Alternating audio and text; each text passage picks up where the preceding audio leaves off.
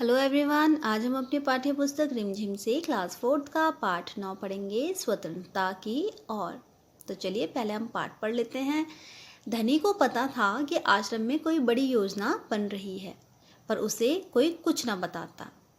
वह सब समझते हैं कि मैं 9 साल का हूँ, इसलिए मैं बुद्धू हूँ, पर मैं बुद्धू नहीं हूँ। धनी मन ही मन बड़बड़ाया। यहाँ पे एक छोटा सा बच्चा जो कि 9 साल का है, वो अपने बारे में क्या कह रहा है कि आश्रम में कोई बड़ी योजना बन रही है और मुझे कोई भी कुछ नहीं बता रहा है।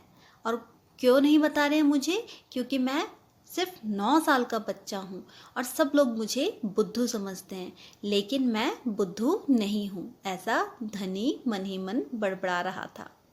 धनी और उसके माता पिता बड़े खास जगह में रहते थे। जो धनी और उसके माता पिता थे वो एक बहुत ही खास जगह में रहते थे, अहमदाबाद के पास महात्मा गांधी के साबरमती आश्रम में, जहाँ पूरे भारत से लोग रहने आते थे। जो धनी थे उसके माता पिता अहमदाबाद के पास महात्मा गांधी के साबरमती आश्रम में रहते थे। वहाँ पर पूरे भारत से लोग रहने आते थे। गांधी जी की तरह वह सब भी भारत की स्वतंत्रता के लिए लड़ रहे थे। जब वह आश्रम में ठहरते तो चरखों पर खादी का सूत काटते, भजन गाते और गांधी जी की बातें सुनते। साबरमती में सबको कोई ना कोई काम करना होता। खाना पकाना, बर्तन धोना, कपड़े धोना, कुएं से पानी लाना, गाय और बकरियों का दूध दहाना और सब्जी उगाना। धनी का काम था बिन्नी की देखभाल करना। बिन्नी आश्रम की एक बकरी थी। धनी को अपना काम पसंद था क्योंकि बिन्नी उसकी सबसे अच्छी दोस्त थी। तो जैसे कि आश्रम में जितने भी लोग रहते हैं उन सभी को कोई ना कोई काम करना होता है। जैसे किसी को खाना पकाना, किसी को बर्तन धोना, किसी को कुएं से पानी लाना, किसी को बकरियों का दूध दहाना, किसी को सब्जी उगाना। तो ऐसे ही जो धनी था, धनी भी आश्रम में रहता था, इसलिए धनी का भी एक काम था। और धनी का काम क्या था? बिन्नी की देखभाल करना। और बिन्नी कौन थी? बिन्नी आश्रम की एक बकरी थी। एक बकरी का नाम था बिन्नी। और धनी को अपना काम बहुत अच्छा लगता था।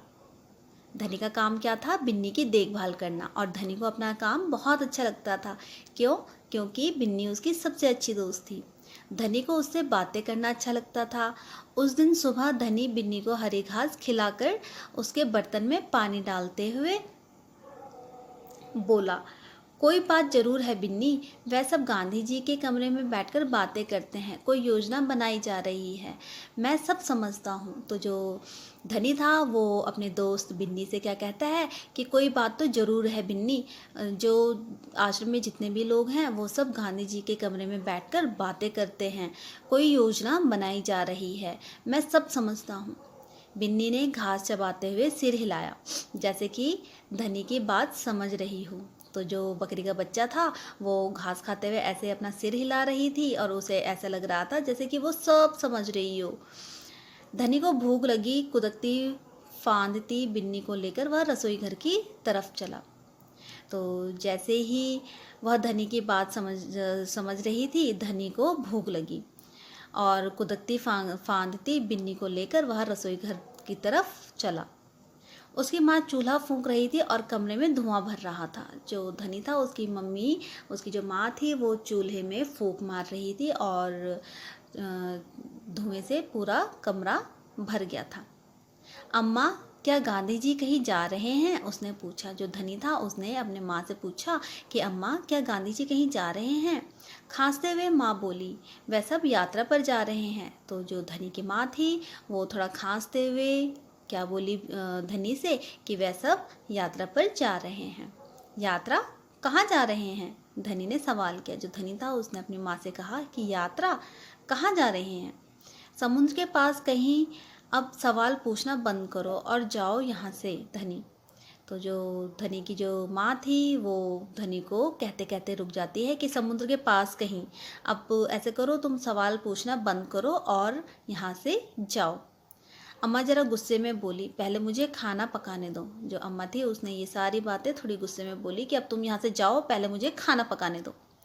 धनी सब्जी की क्यारियों की तरफ निकल गया जहाँ बूढ़ा बिंदा आलू खोद रहा था। तो जो धनी था वो सब्जी की क्यारियों की तरफ चल पड़ा। वहाँ पर एक जो बूढ़ा बिंदा था वो आलू खोद रहा था।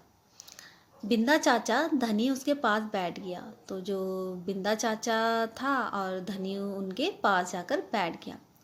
आप भी यात्रा पर जा रहे हैं क्या? तो जो धनी था उसने बिंदा चाचा से कहा कि आप भी यात्रा पर जा रहे हैं क्या?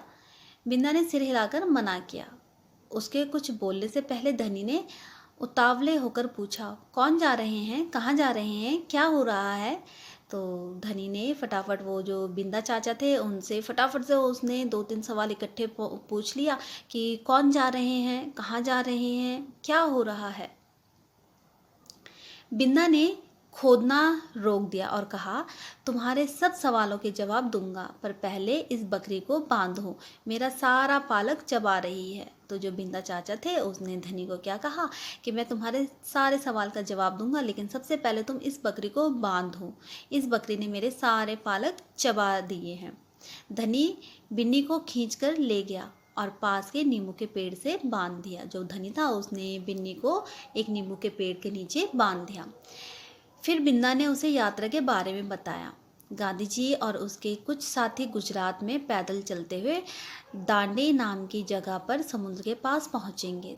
जो बिंदा थे वो धनी को सारी बातें बताने लगे कि गांधी जी और उनके कुछ साथी गुजरात में पैदल चलते हुए दांडी नाम की जगह पर समुद्र के पास पहुंचेंगे। गांव और शहरों से होते हुए पूरा महीना चलेंगे। दांडी पहुंचकर वह नमक बनाएंगे। नमक? धनी चौंक कर उठ बैठा। तो जैसे ही धनी बातें सुन रहा था, वो एकदम से नमक का शब्द सुनते ही वो एकदम से चौंका और उठकर बैठ गया। नमक? नमक क्यों बनाएंगे? जो धनी था उसने कहा, नमक क्यों बनाएंगे, वहाँ तो किसी भी दुकान में खरीदा जा सकता है। हाँ मुझे मालूम है। जो बिंदा थे वो थोड़ा से हंसे और उन्होंने कहा कि हाँ मुझे मालूम है, पर महात्मा जी की एक योजना है, यहाँ तो तुम्हें पता ही है कि वह किसी बात के विरोध में ही यात्रा करते हैं। तो जो बिंदा थे वो उसको, धनी को बोल रहे हैं कि हाँ लेकिन तुम्हें पता है कि जो गांधी जी हैं वो किसी बात के विरोध में ही यात्रा करते हैं या जुलूस निकालते हैं, है ना? तो जो बिंदा थे वो धनी को बोल रहे हैं। हाँ बिल्कुल सही, मैं जानता हूँ वह ब्रिटिश सरकार के खिलाफ सत्याग्रह के जुलूस निकालते हैं, जिससे कि उनके खिलाफ लड़ सके और भारत स्वतंत्र हो जाए। तो जो धनी था वो बिंदा को बता रहा है कि हाँ मुझे मालूम है, और वो सरकार के खिलाफ सत्याग्रह के जुलूस निकालते हैं जिससे कि उनके खिलाफ लड़ सके और भारत स्वतंत्र हो जाए। पर नमक को लेकर विरोध क्यों कर रहे हैं, यह तो समझदारी वाली बात नहीं है। ये बातें धनी बिंदा को कह रहा है।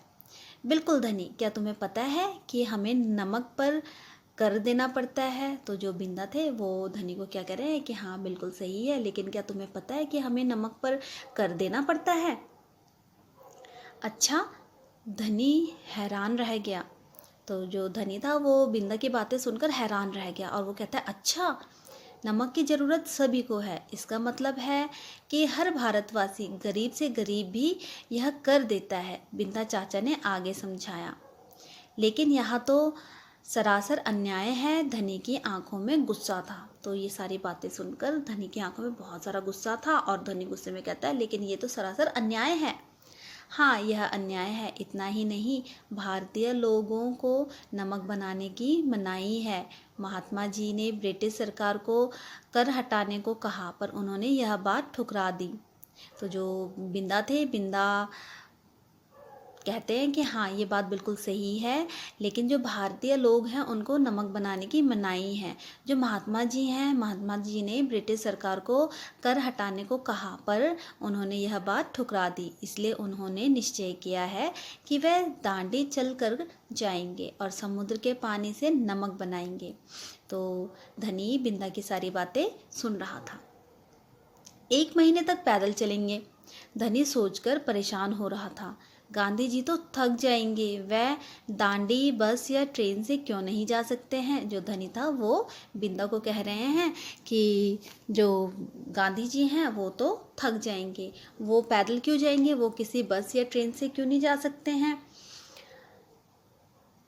क्योंकि यदि वह इस लंबी यात्रा पर दांडी तक पैदल जाएंगे तो यह खबर फैलेगी, अखबारों में फोटो छपेगी, रेडियो पर रिपोर्ट आएगी और पूरी दुनिया के लोग यह जान जाएंगे कि हम अपनी स्वतंत्रता के लिए लड़ रहे हैं और ब्रिटिश सरकार के लिए यह बड़ी शर्म की बात होगी। तो जो बिंदा थे वो धनी को सारी बातें समझा रहे थे। गांधी जी बड़े ही अक्लमंद हैं, है ना? धनी की आंखें चमकी। तो जो धनी था वो कहता है कि गांधी जी बड़े ही अक्लमंद हैं। बिंदा ने हंसकर कहा, हाँ वह तो है ही। दोपहर को जब आश्रम में थोड़ी शांति छाई, धनी अपने पिता को ढूंढने निकला। वह एक पेड़ के नीचे बैठकर चरखा काट रहे थे। तो जैसे ही दोपहर को जब आश्रम में थोड़ी शांति हुई तो धनी अपने पिता को ढूंढने चला गया, और जो उनके पिता थे, धनी के पिता, वह एक पेड़ के नीचे बैठकर चरखा काट रहे थे। पिताजी, क्या आप और अम्मा दांडी यात्रा पर जा रहे हैं? धनी ने सीधे काम की बात पूछी। तो जो धनी था वो फटाफट अपने पिताजी के पास गया और अपने पिताजी से कहा कि पिताजी, क्या आप और अम्मा दांडी यात्रा पर जा रहे हैं? मैं जा रहा हूँ, तुम और अम्मा नहीं यहीं रहोगे। तो जो उसके जो पिताजी थे वो कहते हैं कि मैं जा रहा हूँ, लेकिन जो तुम हो और तुम्हारी अम्मा यहीं रहेंगे। मैं भी आपके साथ चल रहा हूँ। तो बच्चा क्या कहता है कि मैं भी आपके साथ चल रहा हूँ। बेकार की बात मत करो धनी, तुम इतना लंबा नहीं चल पाओगे। तो जो धनी के पिताजी थे वो क्या कहते हैं धनी को कि बेकार की बातें मत करो, तुम इतना लंबा नहीं चल पाओगे। आश्रम के नौजवान ही जा रहे हैं, जो आश्रम के जो नौजवान लोग हैं सिर्फ वो ही जा रहे हैं। धनी ने हट पकड़ ली, मैं 9 साल का हूँ और मैं आपसे तेज़ दौड़ सकता हूँ। तो जो धनी था वो अपने पिताजी को क्या कह रहा है कि मैं 9 साल का हूँ और मैं आपसे तेज़ दौड़ सकता हूँ। धनी के पिता ने चरखा रोककर बड़े धीरज से समझाया, सिर्फ वह लोग जाएंगे जिन्हें महात्मा जी ने खुद चुना है। तो जो धनी के पिताजी हैं वो धनी को बड़े ही प्यार से समझा रहे हैं कि जिनको महात्मा जी ने चुना है सिर्फ वही लोग जाएंगे। ठीक है, मैं उन्हीं से बात करूँगा। जो धनी था वो क्या कहता है कि ठीक है, अब मैं महात्मा गांधी जी से ही बात करूँगा, वह ज़रूर हाँ कहेंगे। धनी खड़े होकर बोला और वहाँ से चल दिया। गांधी जी बड़े व्यस्त रहते थे, उन्हें अकेले पकड़ पाना आसान नहीं था, पर धनी को वह समय मालूम था जब उन्हें बात सुनने का समय होगा।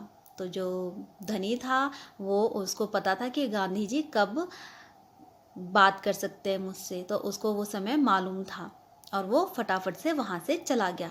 रोज़ सुबह वह आश्रम में पैदल घूमते थे। जो गांधी जी थे वो रोज़ सुबह आश्रम में पैदल ही घूमा करते थे।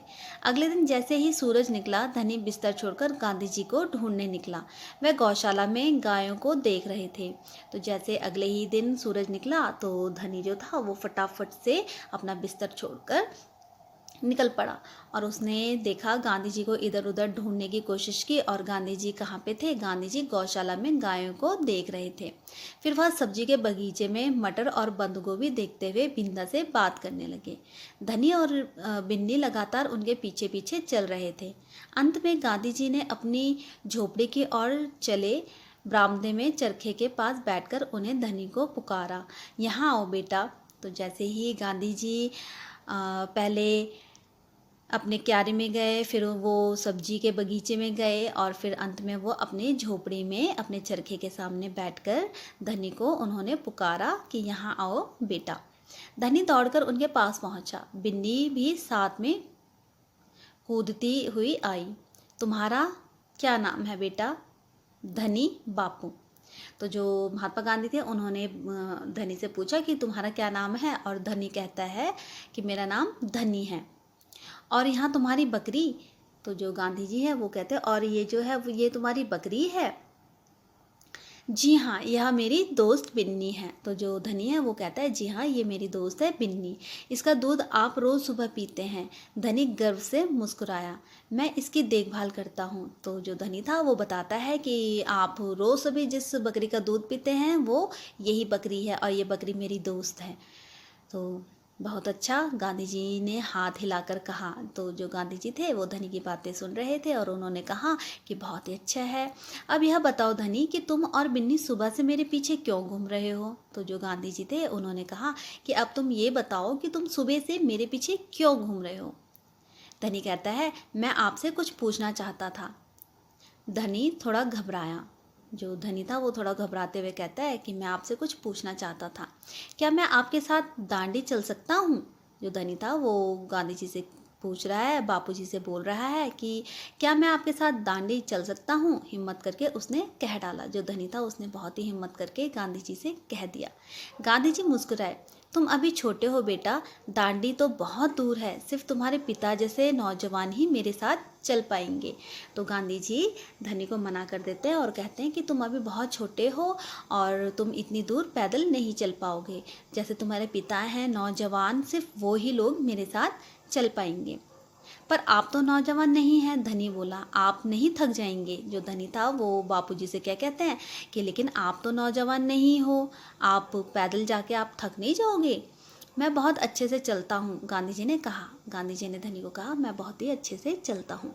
मैं भी बहुत अच्छे से चलता हूँ। धनी भी अड़ गया। जो धनी था, जो बच्चा था, वो भी बापूजी के आगे अड़ गया। वो कहता है कि मैं भी बहुत अच्छे से चलता हूँ। हाँ, ठीक बात है, कुछ सोचकर गांधी जी बोले, मगर एक समस्या है, अगर तुम मेरे साथ जाओगे तो बिन्नी को कौन देखेगा? गांधी जी ने थोड़ा सोचकर कहा कि हाँ ठीक है, तुम भी अच्छे से चल सकते हो, लेकिन अगर तुम मेरे साथ जाओगे तो तुम्हारे दोस्त बिन्नी को कौन देखेगा?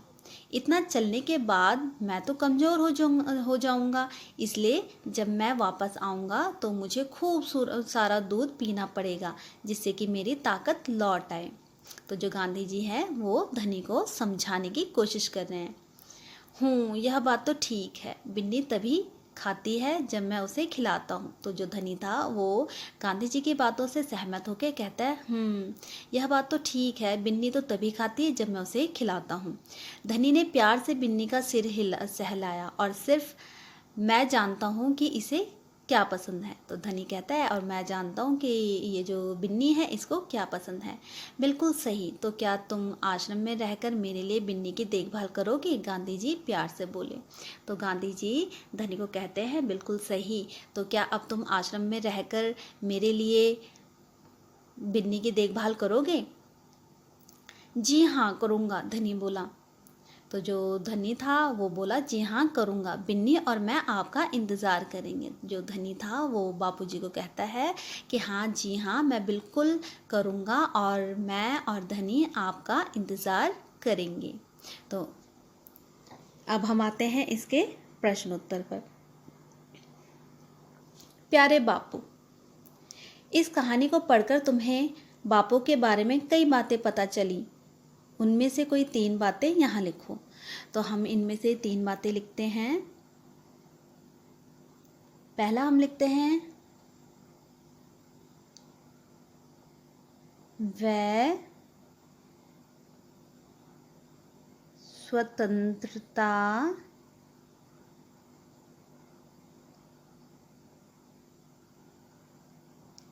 के लिए लड़ रहे थे। अगला हम लिखते हैं, वह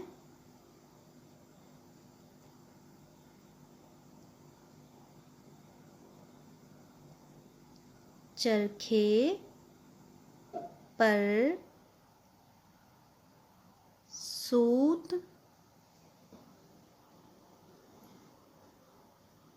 काटते थे। अगला है, वह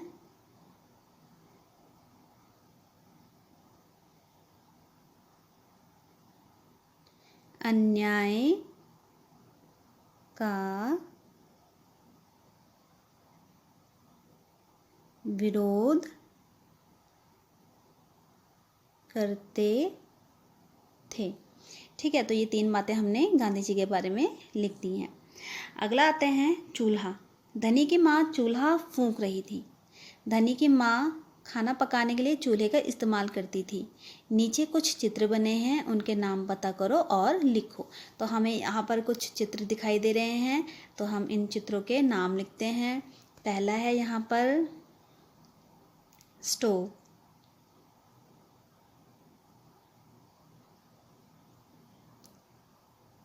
ये है चूल्हा,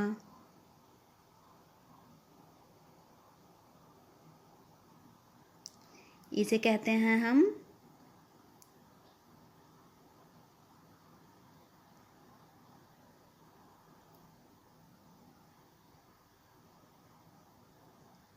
गैस चूल्हा,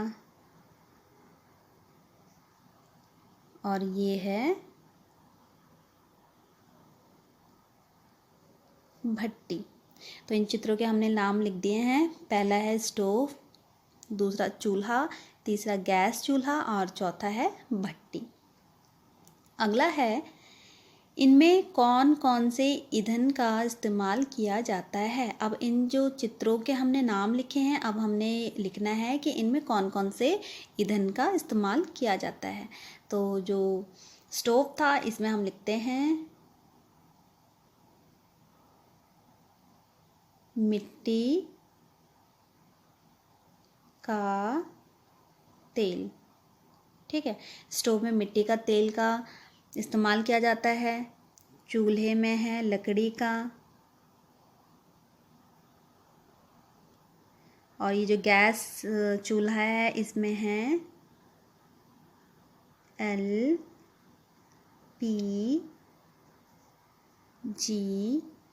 गैस। और जो ये है भट्टी, भट्टी में होता है कोयले का इस्तेमाल, कोयले का इस्तेमाल। ठीक है, अगला है, तुम्हारे घर में खाना पकाने के लिए इनमें से किसका इस्तेमाल किया जाता है। तो हमारे घर में खाना पकाने के लिए इस्तेमाल किया जाता है गैस चूल्हे का।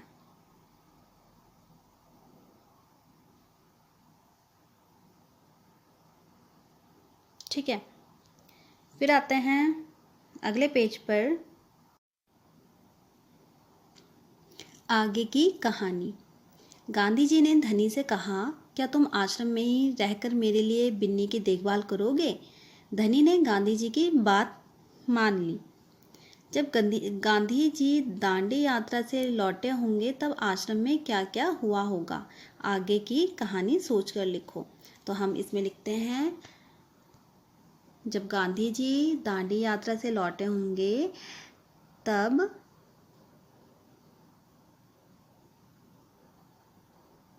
आश्रम में उनका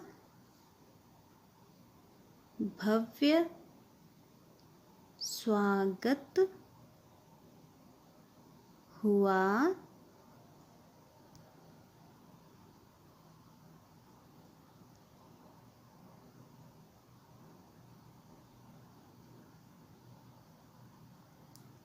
होगा।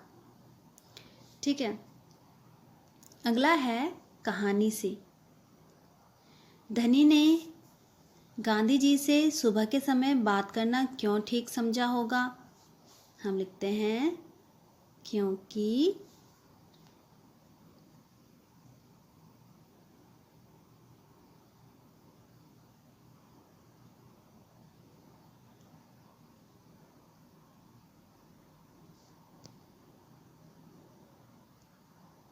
गांधी जी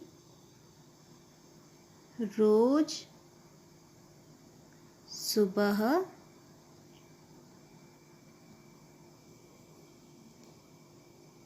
पैदल घूमते थे। इस समय उनसे मिलना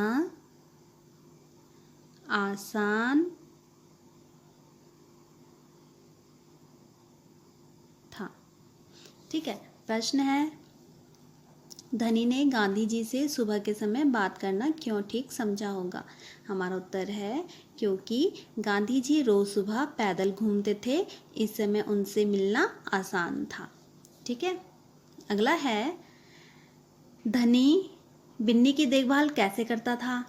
हम यहाँ पर लिखते हैं, इसका उत्तर है वह बिन्नी को हरी घास खिलाता था।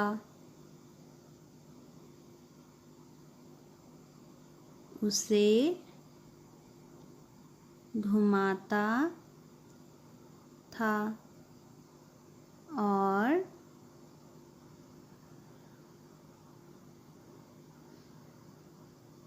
उससे बातें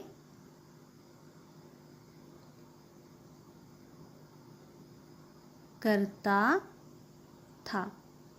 ठीक है। अगला है, धनी को यह कैसे महसूस हुआ होगा कि आश्रम में कोई योजना बनाई जा रही है? तो हम उत्तर लिखते हैं,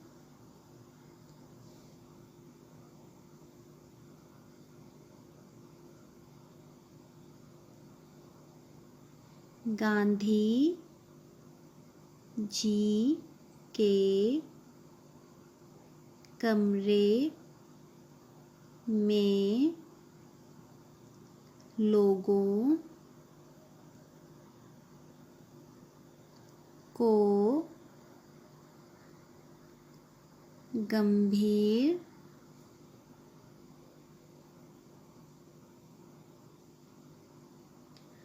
मुद्रा में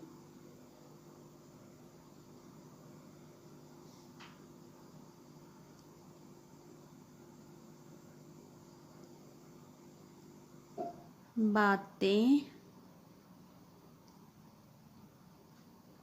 और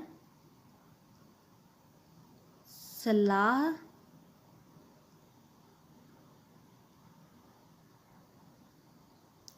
मशवरा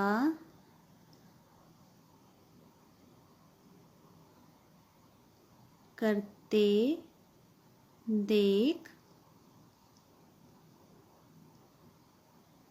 धनी को ऐसा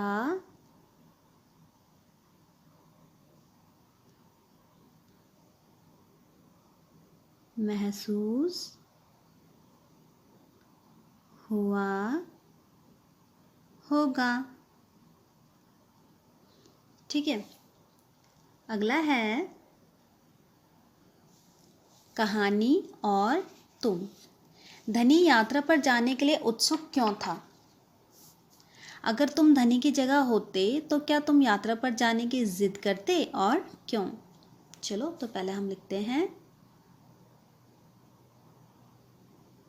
धनी यात्रा पर जाने के लिए उत्सुक इसलिए था क्योंकि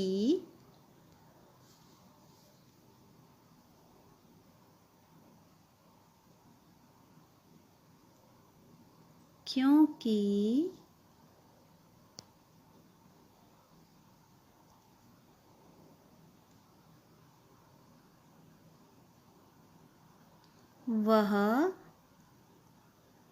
देश की स्वतंत्रता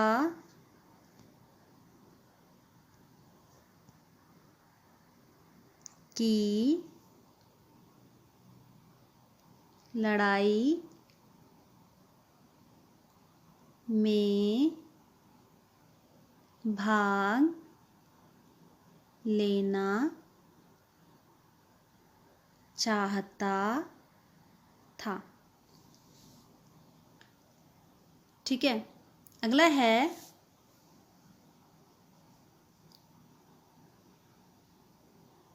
गांधी जी ने धनी को ना जाने के लिए कैसे मनाया? हम यहाँ पर लिखते हैं, गांधी जी ने धनी को ना जाने के लिए कहा होगा कि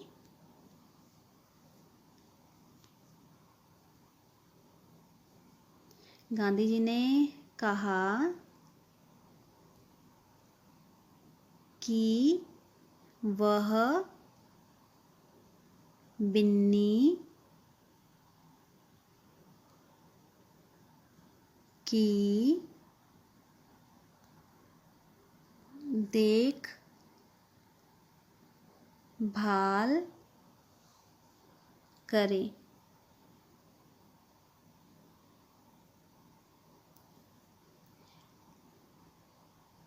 ताकि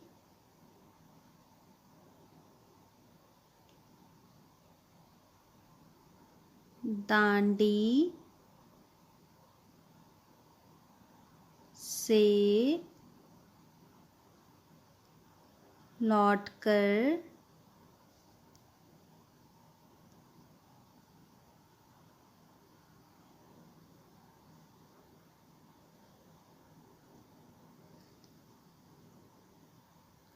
आने के बाद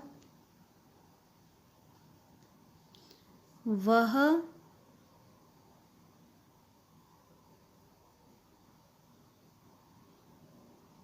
बिन्नी का खूब दूध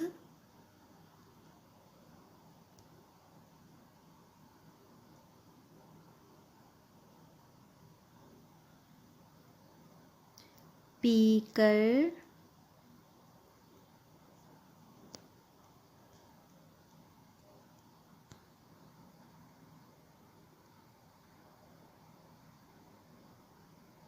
ताकतवर महसूस कर सके। ठीक है, अगला है, क्या तुम गांधी जी के तर्क से सहमत हो? क्यों? हम लिखते हैं,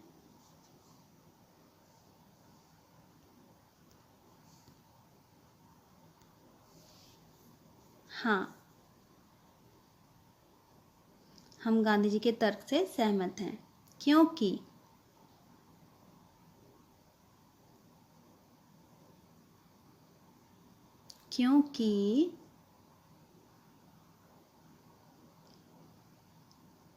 आश्रम के सभी लोगों को कोई ना कोई काम करना होता है और बिन्नी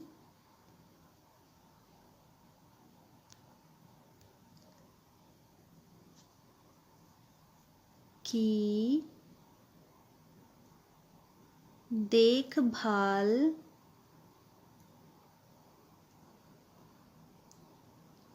करना भी एक काम है। ठीक है, अब हम आते हैं अगले प्रश्न पर, ताकत के लिए। गांधी जी ने कहा, जब मैं वापस आऊँगा तो मुझे खूब सारा दूध पीना पड़ेगा, जिससे कि मेरी ताकत लौट आए। बताओ, खूब सारी ताकत और अच्छी सेहत के लिए तुम क्या क्या खाओगे पियोगे?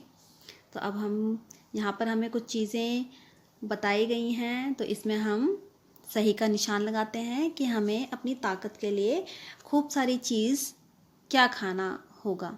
ठीक है, जैसे कि पहले हम लिख देते हैं, चटपटी अंकुरित दाल, इसको हम खाएंगे पिएंगे अपनी सेहत और ताकत बढ़ाने के लिए। फिर एक हम इसमें करते हैं कुरकुरी मक्का की रोटी, इससे भी हमें ताकत मिलती है। फिर है दाल, खुशबूदार दाल। फिर है मीठा दूध, इसको पीने से हमारी ताकत बढ़ेगी। रसीला आम। फिर है गर्मा गर्म साग। और आखिर में है ठंडा शरबत। तो ये कुछ चीज़ें हैं जिनको खाने से और पीने से हमारी सेहत बनेगी और हमें बहुत सारी ताकत मिलेगी। ठीक है, अगला है विशेषता के शब्द। अभी तुमने जिन खाने पीने की चीज़ों के नाम पढ़े उनकी विशेषता बता रहे हैं ये शब्द। चटपटी, मीठा, गर्म, ठंडा, कुरकुरी आदि।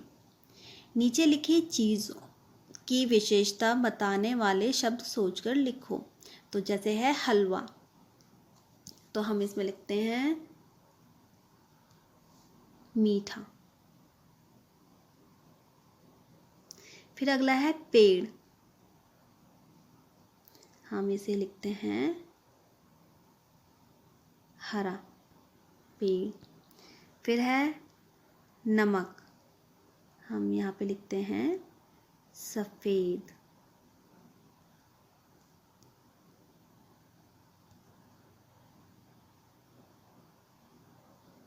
फिर है चींटी, काली। अगला है पत्थर, हम यहाँ पे लिख देते हैं पत्थर, चिकना पत्थर। फिर है कुर्ता, यहाँ पे हम लिख देते हैं नया कुर्ता। चश्मा, हम यहाँ पे लिखते हैं पुराना चश्मा।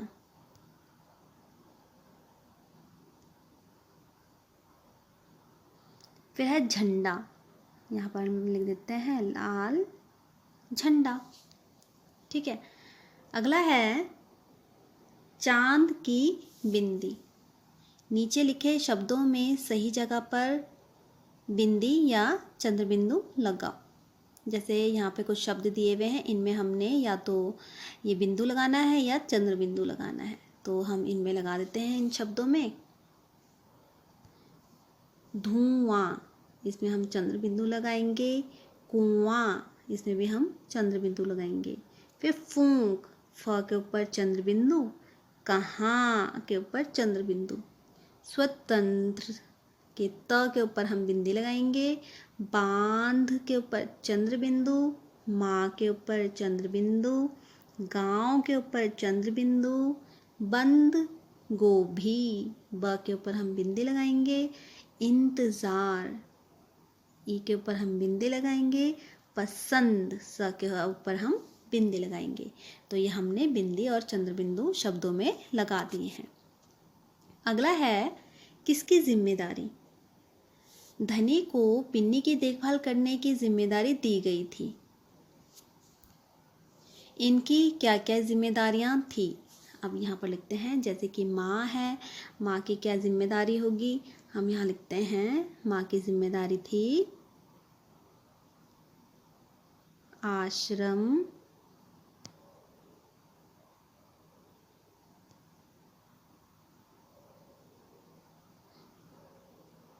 के लोगों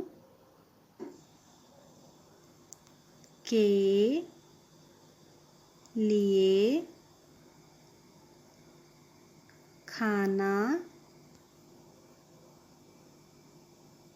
बनाना।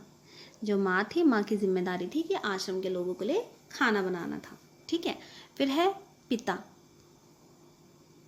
पिता की क्या जिम्मेदारी थी,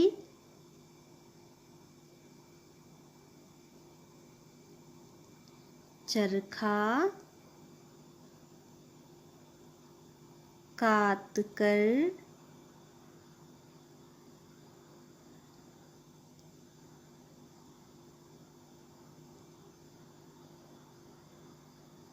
धागा बनाने की, है ना, हम इसे लिख देते हैं बनाना। ठीक है, फिर अगला है बिंदा। बिंदा की क्या जिम्मेदारी थी? बिंदा की जिम्मेदारी थी तरह तरह की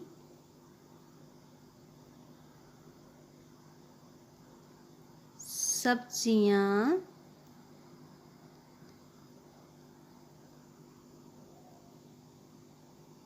उगाना।